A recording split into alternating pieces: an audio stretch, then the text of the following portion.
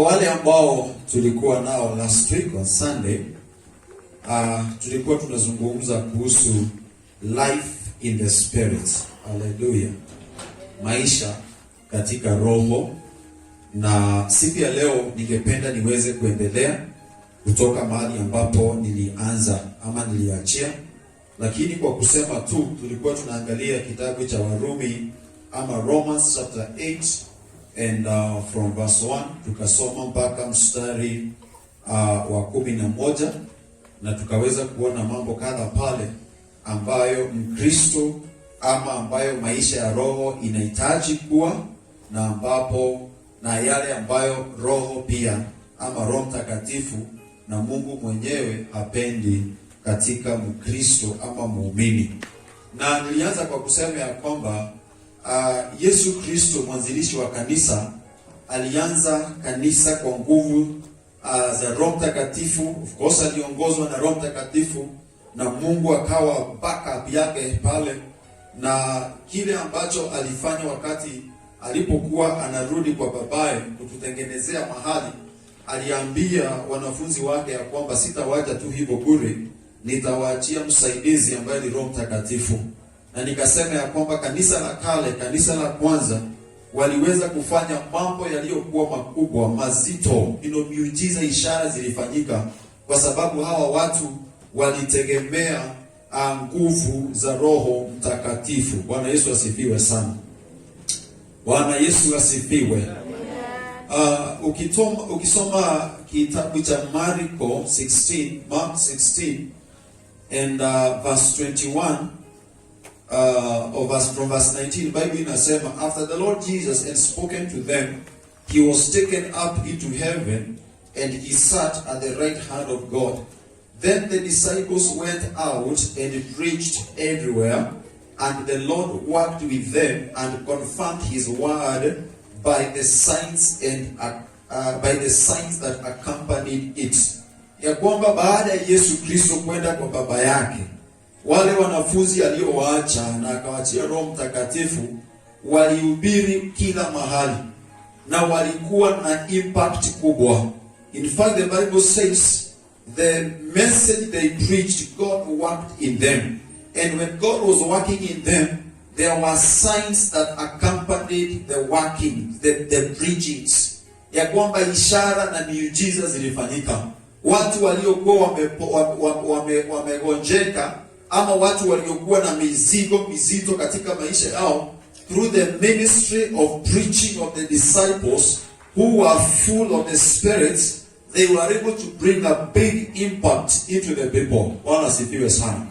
And one of the questions I was asking myself, is it that kanisa ama wanafunzi wa Yesu walienda na miujiza ama miujiza ilianza kufanyika? Not so. The miracles are still happening today, and miracles still can happen today. One of the things that I want to agree with this morning, it is that if the church we will allow, Bwana asifiwe sana, kanisa, iwapo tutakubalisha Roho Mtakatifu ndani yetu, iwapo tutakubali kuenenda na Roho. Many times we found ourselves in the mess kwa sababu tulijiongoza kwa hisia zetu. And let me tell you, mwanadamu wa kawaida ama huu mwili ambao ni huu ulio hii tent, the tent. Paulo anasema hivyo, this tent that holds Christ, inapenda mambo mengi, inapenda raha zake na haipendi kuumizwa. Ndio sababu unaweza kuta ya kwamba mtu anaweza kufanyia kitu kule na wewe ufikirie kumrudishia the same ama kufanya kitu imuumize zaidi, if only you were being led by the body or by the flesh. And so kanisa leo, tukikubali Mungu atuongoze, tukikubali Roho Mtakatifu atuongoze, utaona ya kwamba tutaishi maisha ya ushindi. Kutakuwa na ishara na miujiza zikifanyika. Tutakuwa tunaomba watu wa Mungu na Mungu anajibu maombi tukiona. Haleluya. Leo kuna vile unakuta ya kwamba mtu ataomba lakini kuna shaka inamfuata. Baada ya kuomba unakuta ya kwamba kuna shaka. Baada ya kuomba unakuta ya kwamba adui atakuja kunong'onezea kwambia, unakumbuka ulifanya this and that. Wewe wewe sio wale ambao wana qualify kujibika maombi. Ukisikia sauti ya adui hivyo, unakuwa na baridi. Unaanza kudoubt yale maombi ambayo ulifanya. Lakini let me tell us, the moment we allow God, tukubarishe tu Mungu na tufanye uamuzi wa kutosha ya kwamba Mungu ongoza maisha yangu. Bwana Yesu asifiwe sana. Tukimwambia Mungu ongoza maisha yangu, niko tayari, nimejipeana kwako, jinsi nilivyo nitawale. Hiyo ni kuachia Roho Takatifu maisha yako, Mungu maisha yako, na itawale. Na kitawala, hakika hautatumbukia nyongo, hautaanguka, hautapotea. There will be hope. Bwana Yesu asifiwe sana. So the Bible, tukasoma the book of Romans chapter 8, and tukahakikishiwa ya kwamba hakuna hukumu kwa wale ambao wako katika Kristo Yesu.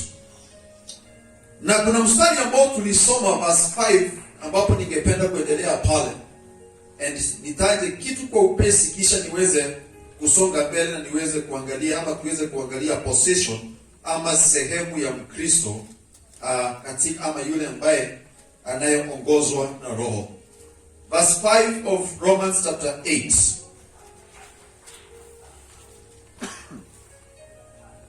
Now the Bible says that those who live according to the sinful nature have their minds set on what that nature desires.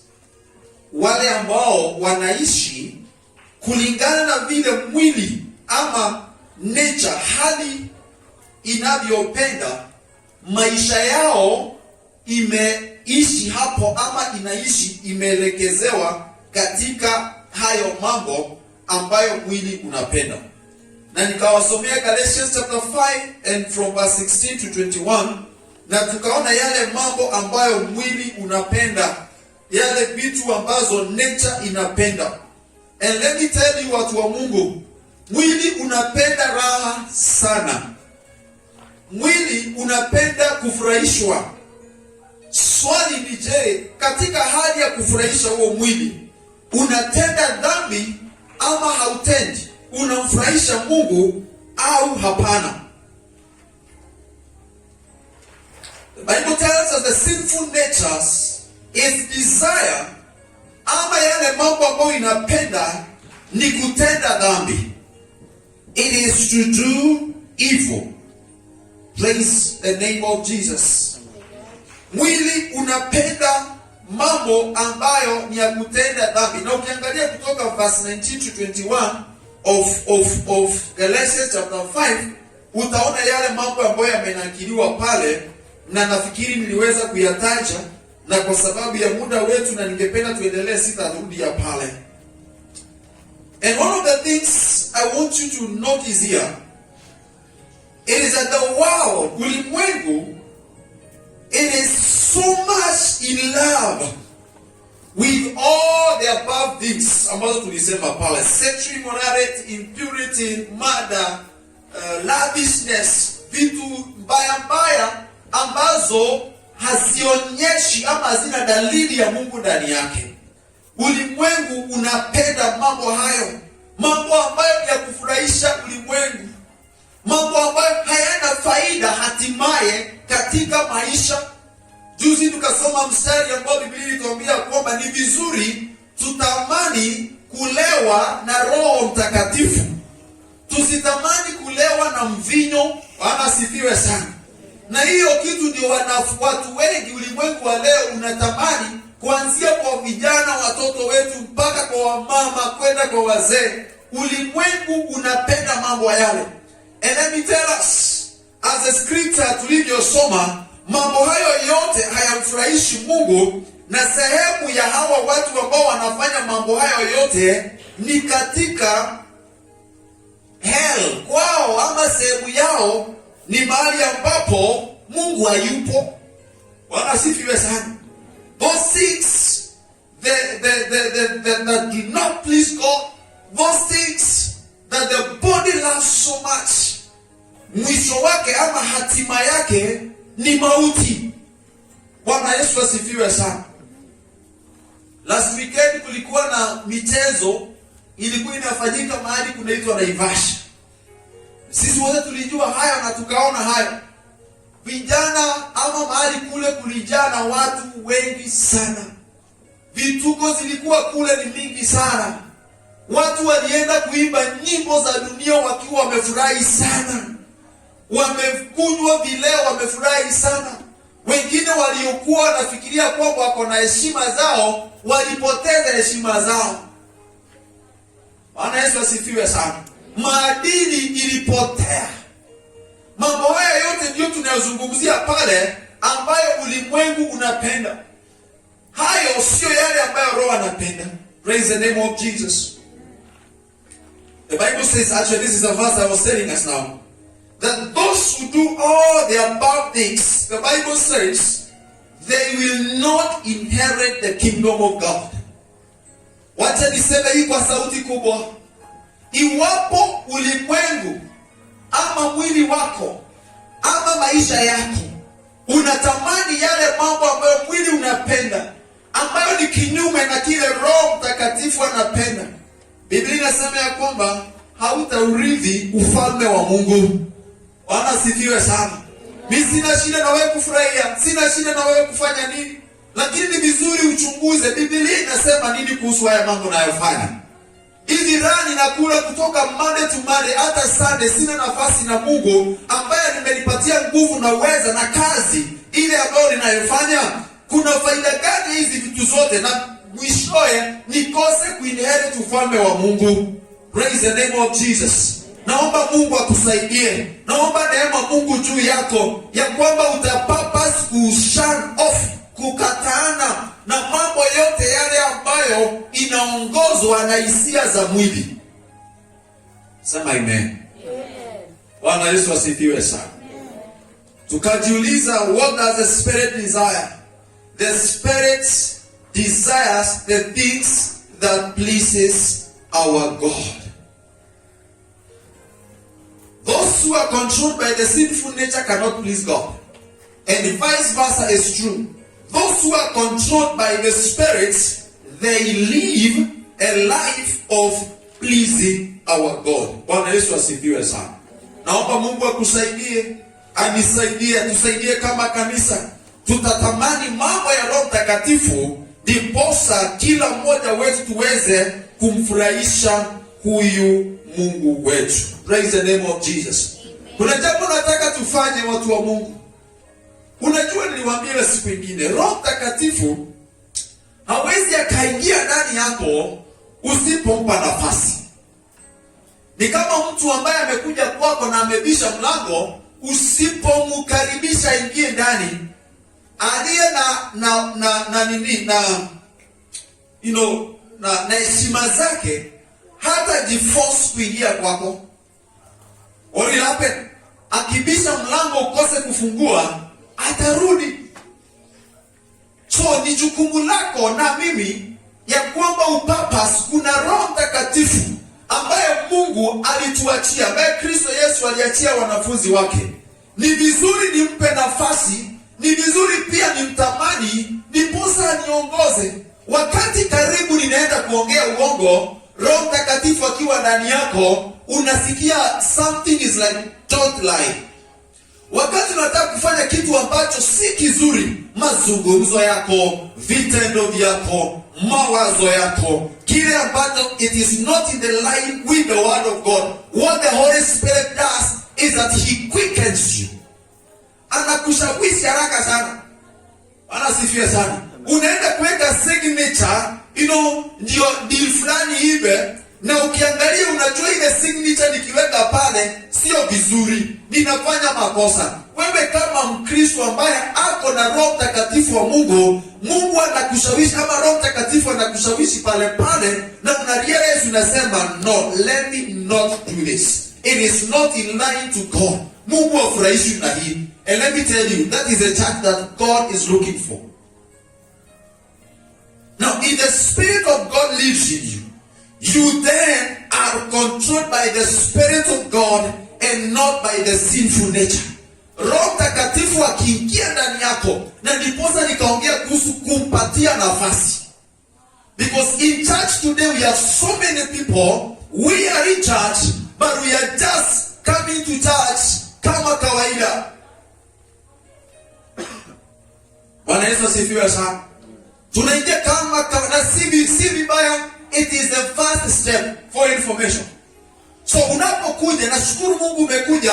Unapoenda kanisani, nashukuru Mungu utaenda. Ni vizuri kujua kwamba instead of kukaa tu pale kanisani kuimba, kusikia neno na kutoa sadaka na kwenda nyumbani, kuna kitu kingine kizuri zaidi ya hayo. Kuna mtu mwingine ambaye unahitaji zaidi ya kwenda hivyo tu, ambaye ni Roho Mtakatifu. And let me tell you, life becomes sweet. Maisha ya kiroho inakuwa nzuri zaidi wakati Roho Mtakatifu yumo ndani yako. Praise the name of Jesus Christ. If anyone has no spirit of Christ, that is not of God. Yeyote ambaye hana roho wa Mungu, huyo basi si wa Mungu. You, however, are controlled not by the sinful nature, but by the Spirit. If the Spirit of God lives in you, and if anyone does not have the Spirit of Christ, he does not belong to Christ. Bwana sifiwe sana. Hallelujah. Iwapo hauna Roho Mtakatifu, usipotamani Roho Mtakatifu na umpe nafasi ndani yako, what happens is that wewe si wa Kristo. This is the word of God. He does not belong to Christ. And now, maybe swali ambalo, let me go ahead. Swali ambalo labda unaniuliza ni je, nitampokeaje Roho Mtakatifu? It is very simple. Utampokea kwa kuanza kumtamani. Bwana sifiwe sana. You may not have a deeper understanding. Labda hata ninapoongea hivi, unaweza kosa kukuwa na ile ufahamu kabisa ule wa ndani. Lakini kile cha muhimu ni tamani. Every one of us, najua kuna kitu kwa wakati mmoja ama mwingine ule umetamani. Bwana sifiwe sana. Wakati mwingine kuna rafiki zangu niliona wakiwa na hii kitu mara mingi sana. Wakihubiri mahali, nimetembea vijana marafiki zangu nikaona wako na hii kitu. Nikaitamani sana. Nikauliza naweza itoa wapi? Na iko na pesa mingi, nitaipata aje? Nikaitamani sana. Sana, na nikaanza kuomba. Actually nikaanza kuomba Mungu, me I want that thing. Mungu hiyo I want it. And let me tell you, this thing began as a desire. Na vile ambavyo Mungu alituma mtu all the way, akakuja kanibariki nayo, sikuelewa. Together with this, Bwana sifiwe sana. Nilianza kuitamani. Nikaomba Mungu, nikiona tu, yani actually nilikuwa naona mtu akihubiri akiwa na hii, ninaona neno linaingia kabisa kwa sababu ninatamani. Nafikiria neno linatoka hapa. Nilikuwa nafikiria word iko hapa. So I was ready for Mungu nataka. And eventually nikaipokea. Bwana sifiwe sana. The things of the Spirit also, ama the Holy Spirit also, you begin to desire. Kuna watu wako na smartphone hapa. Wakati smartphone zilitokea hazikuwa na wengi, si ni kweli? Lakini ulitae ukakuna tamani na ukaanza kusave na ukasave. Siku moja ikafika 10,000 na ukaona kuna simu 10,000, lakini haukuwa unataka hiyo. Ile ulikuwa unataka ni 15,000. So ukaendelea kusave ukitamani, I wish ninaweza kuwa na ile simu ambayo naonaga so and so akiwa nayo. And what happened? Within no time ukajikuta ile simu ulipokea. Bwana sifiwe sana. Wadada wale tuko hapa, umeona hairstyle ya mama fulani na ukaona hiyo style ni nzuri lakini iko na pesa mingi na ukatamani siku moja hiyo hairstyle nitavaa. Sasa uko nayo, ulivaa hata ulizoea. Praise the name of Jesus. Angalia mavazi pia na vitu zingine mingi ambazo tunatamani na wakati tunazipokea. Kwa nini tusitamani Roho Mtakatifu hivyo? Praise the name of Jesus.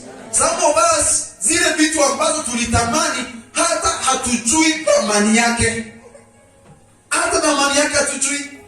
Hatuelewi hata inaoperate yako aje ama inafanya, but you just desire. and somehow God gave it unto you. So you may not understand the things of the Holy Spirit, but I pray you will make it to understand. But then hata kama umeelewi wewe tamani, kwa sababu ni kitu kizuri. It is a good experience. Praise the name of Jesus. So it begins by you desiring. Una desire. Na hiyo desire unapoidesire, unaiombea pia. Praise the name of Jesus. Unamwambia Mungu, Roho ama Yesu, nimesikia kuhusu Roho Mtakatifu. Na ninasikia wanasema hii maisha ndani ya Roho Mtakatifu ni kitu kizuri. Hii maisha ndani ya Roho Mtakatifu ina utamu wake. Ninatamani achilia Roho Mtakatifu ndani yangu. Nijaze na Roho wako Mtakatifu. Ninasikia watu wakiongea na ndimi, hata mimi ninataka kuongea nazo. And let me tell you, you speak. Wakati nilikuja Nairobi, nilitoka Ushago na nimelelewa huko na nikasomea huko. So nilikuwa nasikia wachungaji wakitoka Nairobi wakikuja kutuambia mambo ya Roho Mtakatifu na kuongea na ndimi. Mimi sikuwa nataka kabisa, kwa sababu kuna wadada wengine hapo tulikuwa nao nyumbani walikuwa na fake hizo vitu sana. Unafikiri kile unaona ni kufeka na fake na nini anafanya, alafu anafungua macho na kuchungulia watu hivyo wajiwaone hata yeye amejazwa. Lakini ilikuwa tu ni story. So mimi siku nikachukia, nikasema wacha nikae nimeokoka hiyo kitu staki. And when I came to Nairobi, let me tell you, it took time kukubaliana nayo. Every church, I went to 2 churches. Moja Nairobi, huko unasikia wanaongea mambo ya Roho Mtakatifu. Ninashindwa sasa mimi kitu staki. Hata wakisema watu wakuje waombewe, wapokee Roho Mtakatifu, mimi sitaki. Sina haja. Nikatoka huko sana nikakuja hapa Rongai. Hapo the same, kwanza wakati wa baptism wakasema mtapokea Roho Mtakatifu, juu nilibatiziwa hapa Rongai. Sikuwa natamani. Lakini baada ya mafunzo kuendelea nikaona I am missing out. Kuna watu ile ninaona wakiendelea, tukienda kwa maombi watu wanazama. Watu waboeki, unaenda kwa maombi watu wanaomba 30 minutes, 1 hour, 2 hours. How? So wakati nilianza kuona hivyo, actually nilitamani wakati nilianza kuona ninaingia kwa uongozi wa vijana. Nikaona siwezi kuwa kiongozi na kuna washirika ninaoongoza, vijana waongoza, wamejazwa na Roho na mimi kiongozi wao hiyo hata sitaki.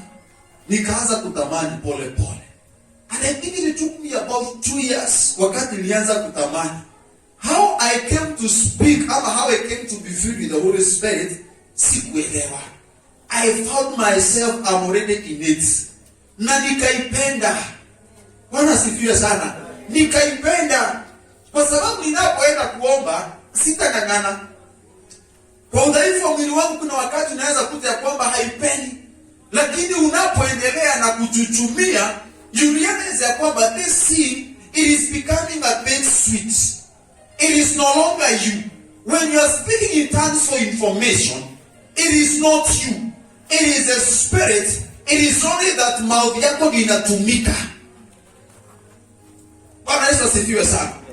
Andio nikaanza kusema pale, kanisa la leo tukitamani kuongozwa na Roho Mtakatifu, he will come. Na sio kukuja Sunday peke yake, every day of our lives.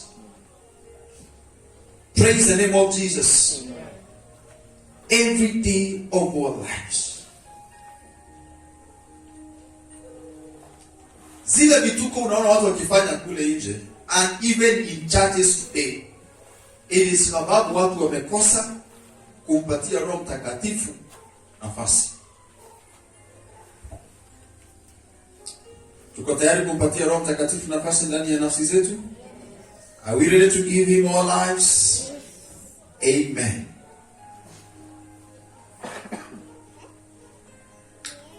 Now, sehemu ya muumini katika Kristo Yesu ama katika Roho Mtakatifu ni gani? Verse 12, Romans chapter 8, verse 12.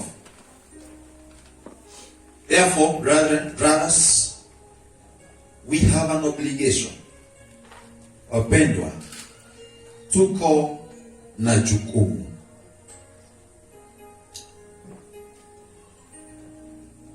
We have an obligation, but it is not to the sinful nature. to live according to it. For if you live according to the sinful nature, you will die. But if by the Spirit you put to death the misdeeds of the body, you will live.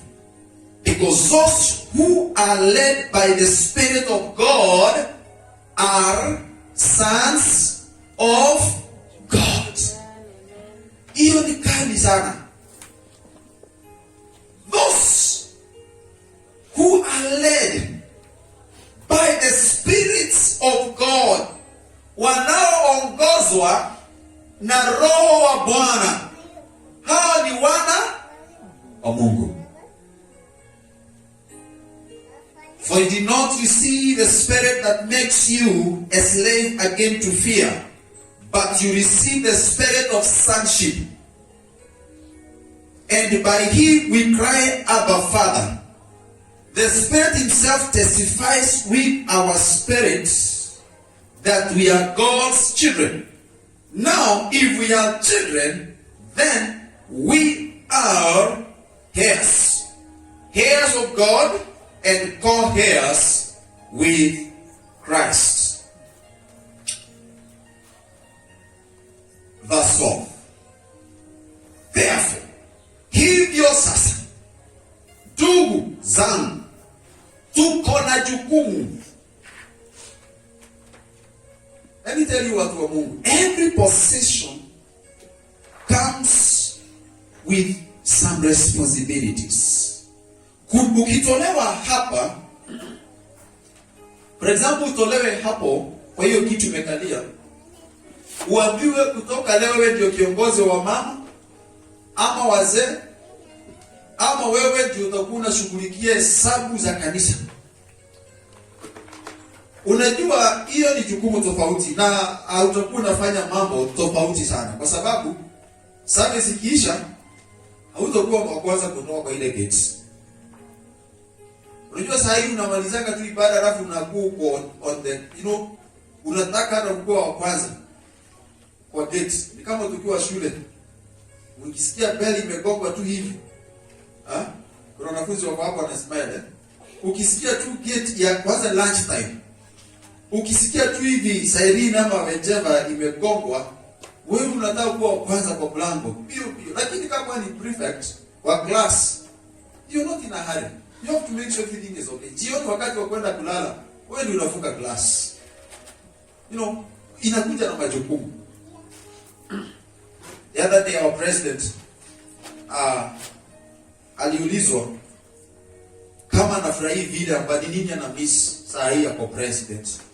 Akasema na miss kuhang out na watu, kwenda nyama choma, kwenda nini, kutembea na watu. Na akasema kwa sababu hiyo ofisi yenye hapo hawezi. Angechukua gari aende peke yake wapi mbali na marafiki wafanye nini, lakini ile ofisi aliingia haijamkubalisha, iko na status yake, iko na sehemu yake, majukumu yake imeongezeka. So kuna vile ambavyo lazima behave as the office requires. Bwana sifiwe sana. When we received Christ, the Bible tells us the old is gone and the new has come. When the Spirit of God comes in us, kuna vile ambavyo tutabadilisha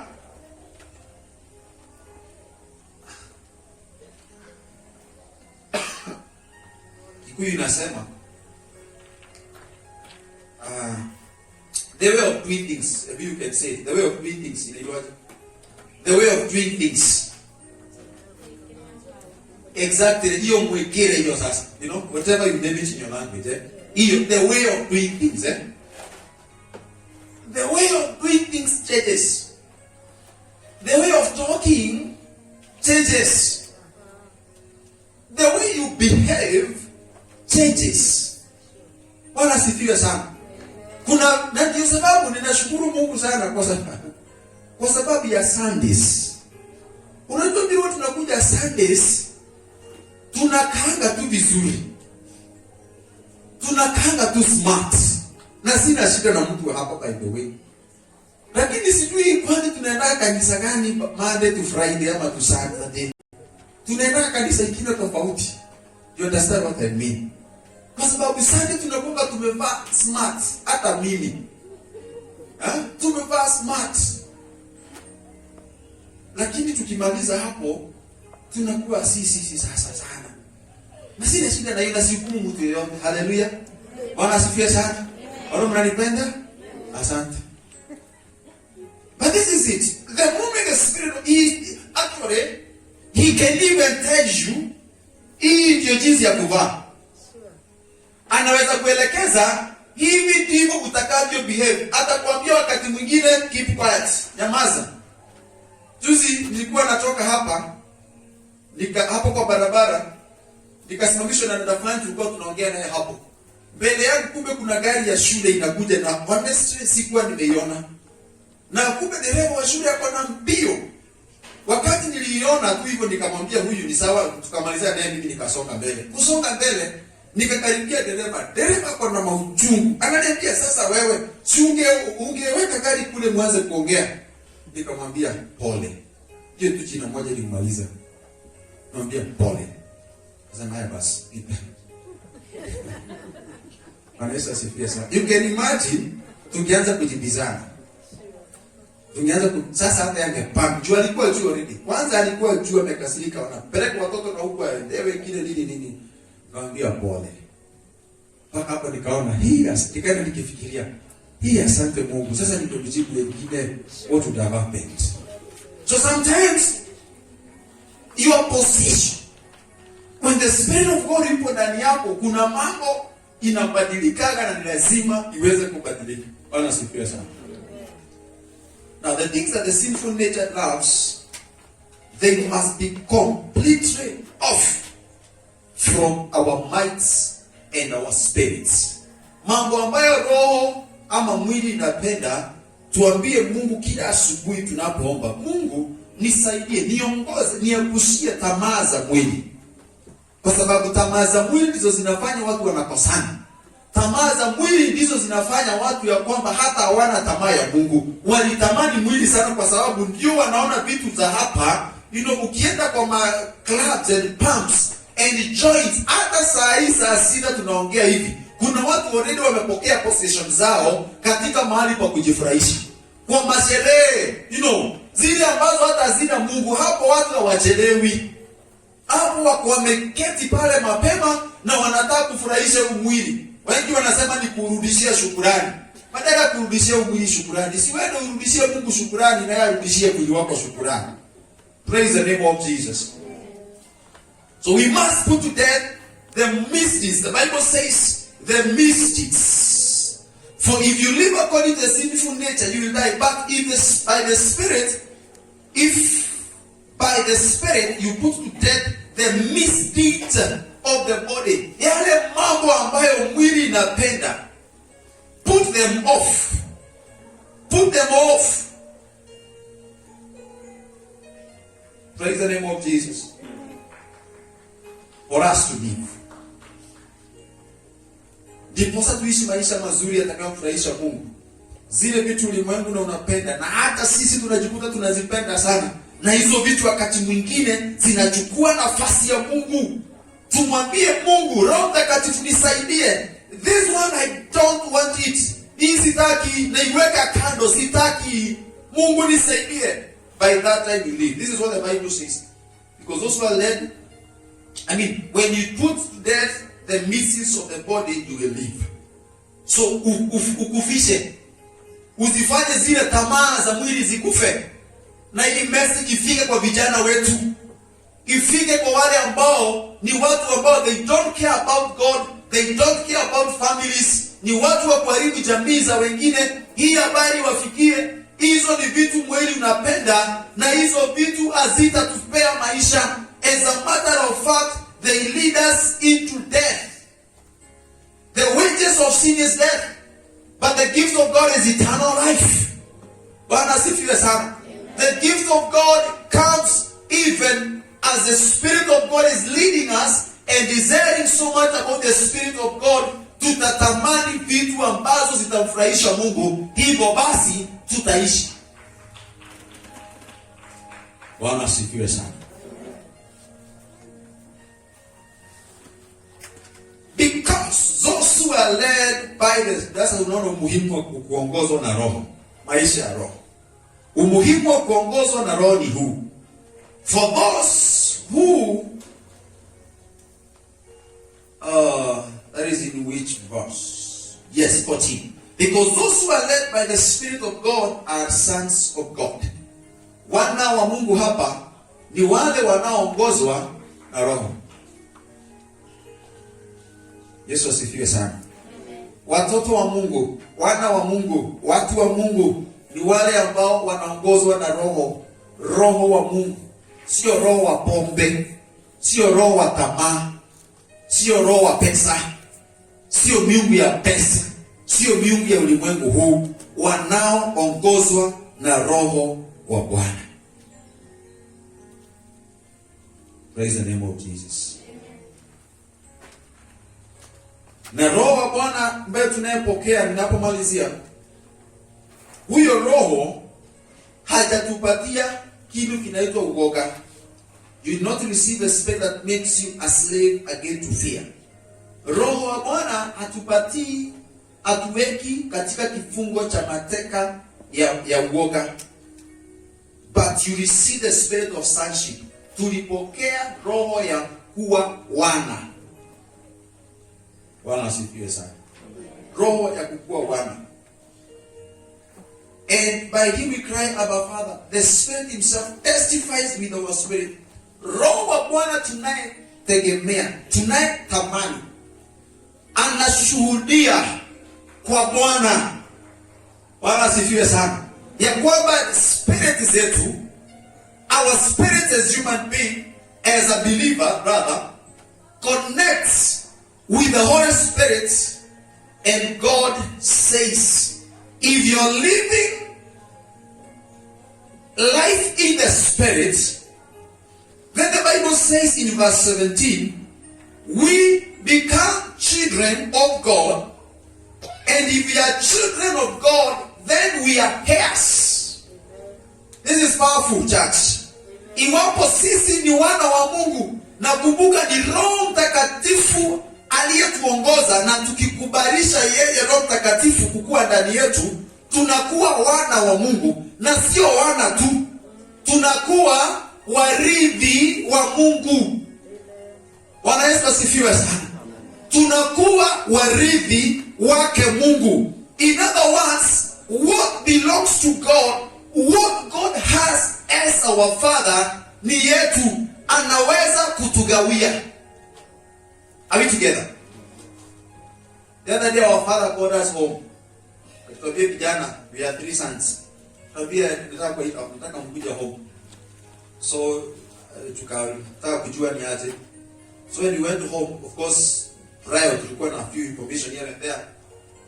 Akatuambia nataka siku fulani mkuje, nataka kukatakata shamba. Yeah, nice. Sawa. We were not actually in a hurry. We actually hata tukumwambia tunataka atukatakatie shamba. So wakati tulienda kwambia Sabia kwa hapo nini na ikakatakatwa kutoka hapo mpaka pale. Why? Hiyo mali si haikuwa yetu. Right? Hiyo shamba yote title ilikuwa ni yake moja. But he said, my sons, kujeni niwaonyeshe na nyinyi mtakuja kuonyesha the rest of your sisters. So tukaonyeshwa baba yetu akatupatia mali yake.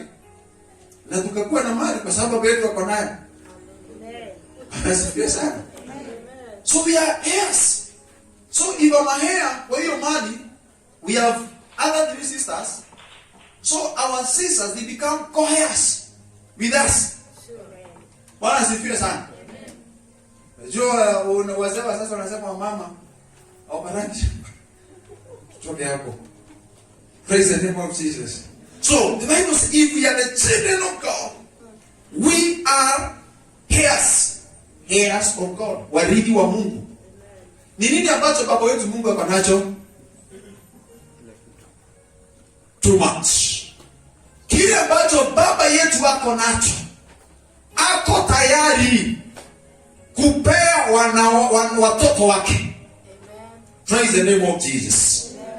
He is ready. And the Bible says that if we are heirs of God and co-heirs with Christ. Bwana asifiwe sana. Sisi ni warithi pamoja na Kristo. Hallelujah. We are co-heirs with Christ. And that is powerful. Let me tell us this, church. The church will not have an impact. We as Heaven's Vision Gospel Church, you and me, we will not have an impact tusipokubalisha Roho Mtakatifu atutawale.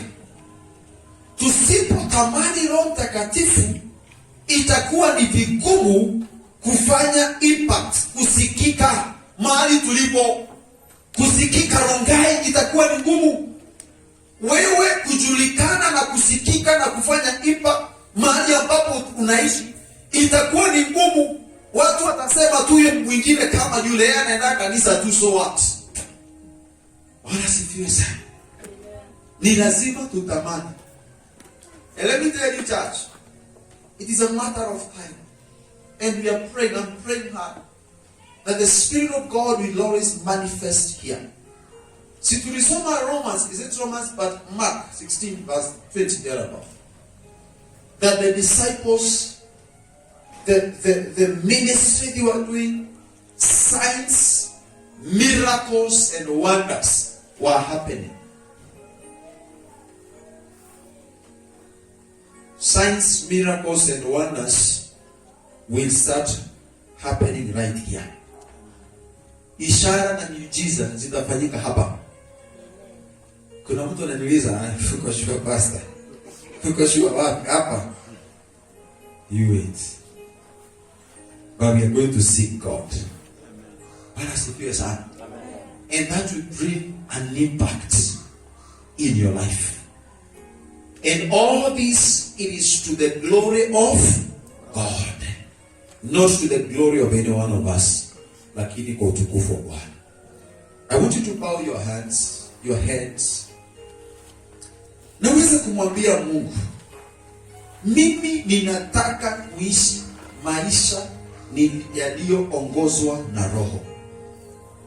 I want to live a spirit-filled life. Na mwambie Roho Mtakatifu, come inside of me. Ninakutamani. And I want you to pray. You know the problem we make sometimes, na ninakuta wakati mwingine tunaweza kuwa tunaomba Roho Mtakatifu aje ndani yetu, lakini akuji kwa sababu hatumwambii, hatufungui midomo zetu kumwambia Roho Mtakatifu njoo. Nataka ufungue mdomo wako, umwambie Roho Mtakatifu, ninakutamani kutoka sasa. Ninatamani ushirika na wewe Roho Mtakatifu. Just open your mouth. Just open your mouth and make that prayer. Hii sio siri ya kwamba mwenzako atasikia tunasema nini, hapana. Just tell God, ninatamani wewe Roho Mtakatifu. Ninakutamani uje ndani yangu. Ninakutamani unijaze. Ninakutamani unifanye jinsi ambavyo unavyopenda. Ninatamani niishi maisha yatakayokufurahisha. Sitaki kuongozwa na mwili na hisia zake, kwa sababu mwili na hisia zake hazitakufurahisha. Ninatamani Mungu nisaidie katika jina la Yesu. Mighty and everlasting Father, in the mighty name of Jesus Christ, the name that is above every other name, I come in your presence, O God. I desire, O God, Reba Shanto Reba Dash, I desire your presence in my life. I desire more of you in the mighty name of Jesus Christ. Roho Mtakatifu, ninakutamani kila saa. Ninakutamani hata sasa. Ukaendelee kujaza mwili maisha yangu. Ukaendelee kujaza roho yangu. In the mighty name of Jesus Christ. I desire you, Holy Spirit. I desire the move of you in my life. Even in the sanctuary this morning, in the name of Jesus, may you release your Spirit upon us. May you release your Spirit upon everyone who desires, in the name of Jesus. And in my mouth, every other name, just open your mouth and tell the Holy Spirit, nakutamani mimi. Sitajiongoza tena, natamani kuongozwa na wewe. Natamani unijaze Roho Mtakatifu katika jina la Yesu. Natamani uniongoze kwa biashara yangu, kwa maisha yangu, especially maisha yangu ya kiroho. Ninatamani Roho Mtakatifu niongoze. Shiribano sekreterianda. Sere bababoso kantari manesh. Ribaze koteria rababozaya. Rikoteri bayanda rababozaya. Holy Spirit, in the name of Jesus, may you come down upon everyone in the name of Jesus. Everyone who has a desire for you, I desired you and you came inside of my heart and you made my heart your dwelling place. And I continue to desire more of you. It is sweet to know you. It is sweet to be in your presence. It is sweet to have a desire. Asharakote mayanda. In the mighty name of Jesus, I give you praise and honor and worship, Abba Father. We give you praise and we give you honor in the name of Jesus. Asante Bwana kwa sababu ya neno la siku ya leo. Naomba ya kwamba Bwana ukatusaidie na kutuwezesha kila mmoja wetu kukuwa na ufahamu wako in the mighty name of Jesus Christ. Asante Bwana, tunakutamani utuongoze kama kanisa. Mimi kama mtumishi wako ninakutamani zaidi Roho Mtakatifu, uniongoze kwa kila jambo. Uniongoze maishani mwangu yote. In Jesus mighty name. Ongoza maisha ya watu wako Bwana. Ninawabarikisha na naomba neema yako juu ya maisha yao. Pokea sifa zote na utukufu wote Bwana. Na ni katika jina la Kristo Yesu tumeomba na tumeamini. In Jesus' name we pray and we give thanks.